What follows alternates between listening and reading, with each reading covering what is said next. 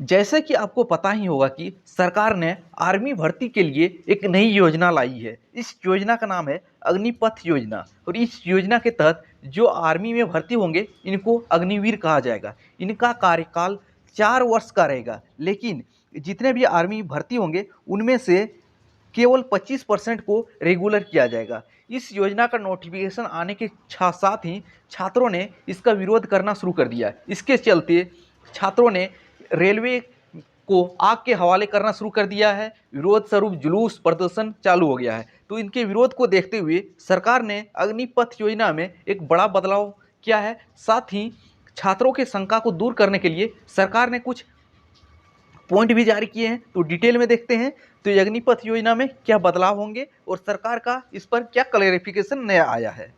छात्रों के विरोध के साथ ही विपक्ष के नेता भी इसके विरोध में कूद पड़े हैं। यहाँ देख सकते हैं राहुल गांधी जो कांग्रेस के एक नेता है, उन्होंने एक ट्वीट किया है, ना कोई रैंक, ना कोई पेंशन, ना 2 साल से कोई डायरेक्ट भर्ती, ना 4 साल के बाद स्थिर भविष्य, ना सरकार का सेना के प्रति सम्मान।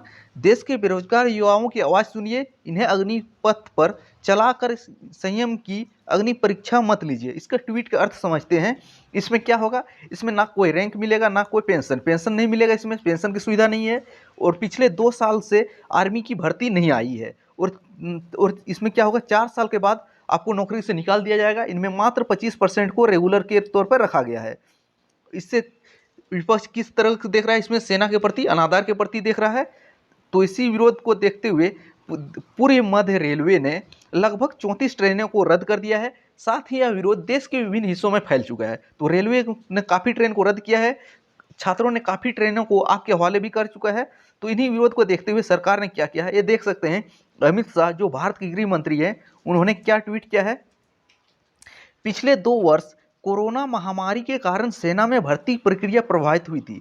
इसलिए प्रधानमंत्री श्री नरेंद्र मोदी जी ने अग्निपथ योजना में उन युवाओं की चिंता करते हुए पिछले वर्ष उम्र सीमा में दो पहले वर्ष उम्र सीमा में 2 वर्ष की रियासत देकर उसे 23 साल करने का संवेदनशीलता निर्णय लिया। यानी कि कहने का अर्थ क्या है कि जो जो मैक्सिमम उम्र 21 था, इसको अब 2 साल की छूट देकर 23 साल किया गया। लेकिन सिर्फ यह इस बार के लिए होगा, 2022 में जो विज्ञापन आएगा उसके लिए मैक्सिमम उम्र 23 वर्ष होगा।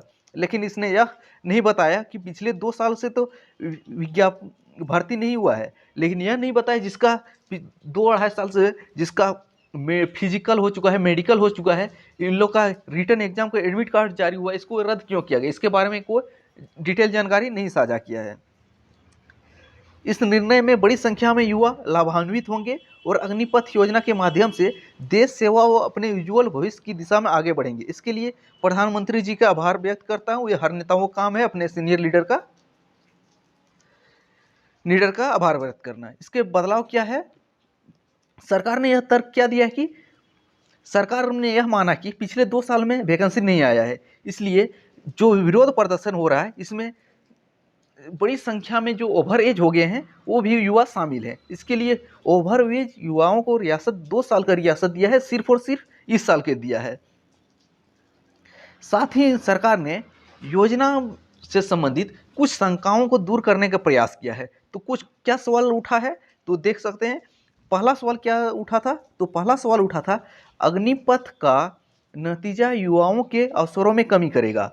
तो ये सवाल आ रहा है कि बता रहा है कि अग्निपथ योजना से युवाओं के अवसर में कमी आएगा, लेकिन सरकार की तरफ से कहना है, एक प्रेस नोट रिलीज करके कहा है कि इससे युवाओं के अवसरों में बढ़ोतरी होगी। कैसे बढ़ोतरी होगी, या फिर 3 गुना रिक्वायरमेंट होगा। पहले 46,000 होंगे पहले भर्ती, उसके बाद 4 साल के बाद इसमें 75% को साइड कर दिया जाएगा। उसके बाद फिर दूसरे साल भर्ती होंगे। इसी तरह बोला है कि 3 गुना अधिक भर्ती होगी। ये सरकार का कहना है, मेरा पक्ष नहीं है। उसके बाद क्या बोला है, इसके बाद बोला है इसमें इस योजना को लागू करने के लिए सशस्त्र सेनाओं के पूर्व अधिकारियों के साथ सलाह नहीं लिया गया। तो बहुत से लोग कह रहे हैं कि यह योजना ऐसे ही लागू कर दिया है, इसके लिए जो पूर्व सेना है इसके साथ कोई राय विचार नहीं किया गया। लेकिन सरकार का कहना है इसके लिए एक बॉडी होता है उसका उसमें पूर्व सेना से भी सलाह लिया गया है और पूर्व सेनाओं के कई अधिकारियों ने बताया है कि यह बहुत लाभदायक ही बताया है।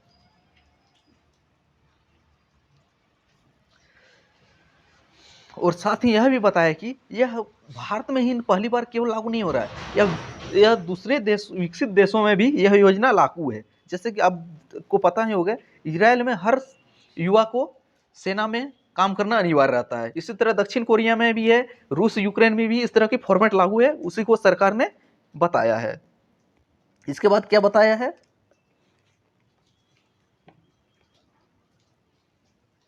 इसके बाद बताया कि 4 साल में हम तो 25% को तो रेगुलर कर ही लेंगे 4 साल ड्यूटी के बाद। इसके बाद एक महत्वपूर्ण सवाल उठ रहा है कि हर जर्नलिस्ट हर कोई उठा रहे हैं कि यह जो वे 4 साल के बाद जब ये रिटायर हो जाएंगे तो समाज और देश के लिए खतरा बन सकते हैं और उनका वे देश विरोधी गतिविधियों और आतंकवादी कार्यों में लिप्त हो सकते हैं। यह सवाल उठना लाजमी था क्योंकि उसे एक ट्रेंड आर्मी रहेंगे।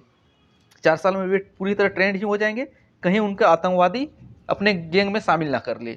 तो सरकार का कहना है कि यह जो बोल रहे हैं यह आर्मी के वर्दी का अपमान है, क्योंकि आज तक ऐसा कोई भी गतिविधि नहीं पाया गया है जिसमें जो आर्मी से रिटायर हुए हैं वे देश विरोधी गतिविधियों में शामिल हैं, ऐसा सरकार का कहना है। इसके बाद एक सवाल क्या उठ रहा था, जो रेजिमेंटल बॉन्डिंग है वो टूट जाएगा। कैसे टूटेगा, तो रेगुलर तो नहीं हो रहा है, ये तो 4 साल के लिए होंगे, इसको कौन से रेजिमेंट में रखेंगे, जैसे Gorkha regiment, Sikh regiment, Garhwal regiment, ऐसे काफ़ी रेजिमेंट है। तो सरकार का कहना है कि इसमें हम रेजिमेंट में कोई बदलाव नहीं कर रहे हैं, केवल भर्ती प्रक्रिया 4 साल के लिए रहे हैं, इनमें हम 25% को रेगुलर करेंगे और जो 25% रेगुलर होंगे इसको हम फिर से रेजिमेंट में भेज देंगे, ये सरकार का कहना है। इसमें रेजिमेंट में कोई बदलाव नहीं करेंगे। इसके बाद बोल रहा है कि जब 21 साल के युवा हो जाएंगे इनको सेना से विश्वास नहीं होगा, मनोबल गिर जाएगा। जब 17 से 21 ही रहेंगे तो इसमें मनोबल की कमी रहेगा, क्योंकि वे युवा चाहेंगे अकेले सेना पे लड़ने के लिए। तो सरकार का कहना है दुनिया के बहुत से देशों में ऐसा फॉर्मेट है, लेकिन हम सबको अकेले नहीं भेजेंगे। इसमें 50% जो होंगे वेल पुराने आर्मी होंगे, इसको हम साथ में भेजेंगे। केवल युवाओं को एक साथ नहीं भेजेंगे, साथ में पुराने आर्मी को भी भेजेंगे, ये सरकार का कहना है। और सबसे अधिक यह सवाल उठ रहा है कि जब 4 साल के बाद युवा निकलेंगे, यानी कि 25 साल से पहले ही निकल जाएंगे, 21 4 25 24-25 में अधिकांश युवा निकल जाएंगे, तो 25 साल की उम्र में उनका भविष्य अंधकारमय हो जाएगा। कैसे होगा, जब 25 साल में की उम्र में बहुत से राज्य पुलिस में भी 25 की उम्र में आपको आउट ऑफ डेट कर दिया, यानी कि ओवर एज बता दिया जाता है। तो सरकार ने बोला है कि जो अग्निवीर रिटायर होकर निकलेंगे उसके लिए हम बैंक स्कीम भी लाएंगे, बैंक लोन की सुविधा भी मिलेगी, जिसमें वे अपने स्वरोजगार भी उत्पन्न कर सकते हैं।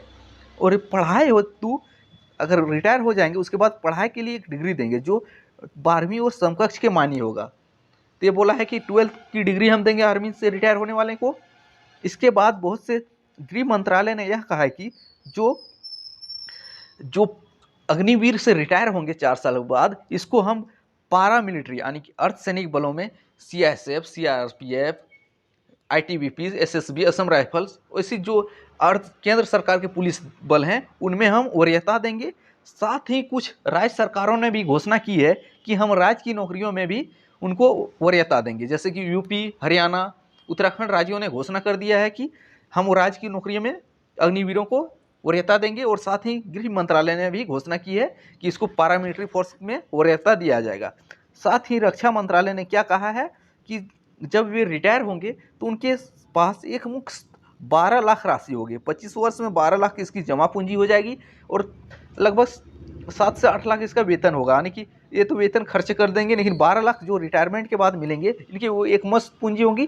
कहना है कि 25 साल की उम्र में आपके पास 12 लाख आ जाएगा तो आप इस कोई बिजनेस या स्टार्टअप भी शुरू कर सकते हैं स्वरोजगार के लिए। ये सरकार का तर्क है। तो अब इसमें हम फॉल्ट बता दें क्या होगा।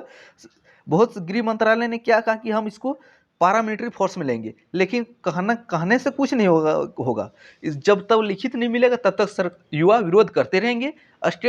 कुछ राज्यों ने भी कहा कि हम इसको राज्य की नौकरी में वरीयता देंगे, तो इसमें भी वही है, कहने से कुछ नहीं होगा, लिखित जब तक नहीं मिलेगा तब तक कुछ नहीं होने वाला है।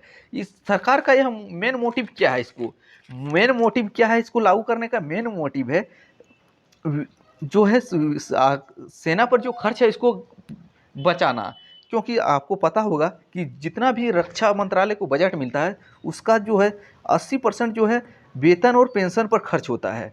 तो इसलिए सेना का आधुनिकीकरण होने में कुछ समस्या हो रहा है, इसलिए वेतन और पेंशन को बचाने के लिए यह योजना लाई गई है। मेन मोटिव यही है, आप वही समझ सकते हैं। इससे यह क्या लाभ हो सकता है, एक लाभ क्या होगा जो रक्षा मंत्रालय का कहना है, जब युवाओं को पता रहेगा कि जो हम 25% को रेगुलर किया जाएगा उनमें किसको किया जाएगा जो पूरी तरह अच्छी रहेंगे, तो इसमें एक जो रहेंगे उसके बीच कैंडिडेट के बीच प्रतिस्पर्धा बढ़ेगी कि कौन अच्छा से काम करेगा। जो अच्छा से काम करेगा 25% में उसी को रखा जाएगा। ये सरकार का मंत्रालय का कहना है कि इससे आर्मी को और फायदा होगा। तो देखिए जैसा होगा, तो मिलते हैं अगले वीडियो में, तब तक देखते रहिए। जय हिंद।